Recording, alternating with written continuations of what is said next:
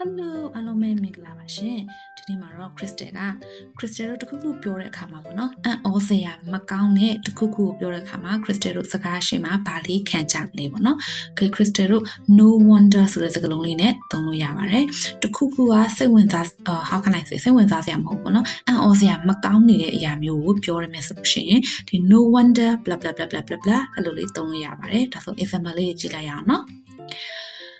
No wonder she passed the test. She burned the midnight oil when she had the exam.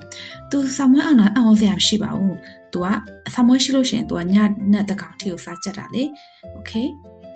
Burn the midnight oil ဆိုတဲ့ idiom လေးအရင် share ပေးဖို့ပါတယ်။ညနဲ့တဲ့ထိအလုပ်ကြိုးစားပြီးလုပ်တာစာကြက်တာမျိုးပြောတာပါ။နောက်တစ်ခုကကြတော့ No wonder he is tired. He was up 6 dawn. သူပင်ပန်းနေတာအောင်စရာမရှိပါဘူး။ तू ကအာယုံဦးကနေကနိုးနေတာလေထနေတာလေအာယုံဦးကနေ dawn ကနေကထားတဲ့အတွက် तू ကပင်ပန်းနေတာပေါ့No wonder you are so slim as you eat so little မင်းပိန်နေတာပိန်သွယ်လေးဖြစ်နေအောင်စရာတော့မရှိပါဘူးဘာလို့လဲဆိုတော့မင်းကနည်းနည်းလေးပဲစားတာဟုတ်ကဲဒါဆိုလို့ရှိရင် no wonder နဲ့ဘာလေးတွေများပြောစရာရှိလဲ comment မှာရေးပေးတော့ပါနော် see you in the next video ပါ bye bye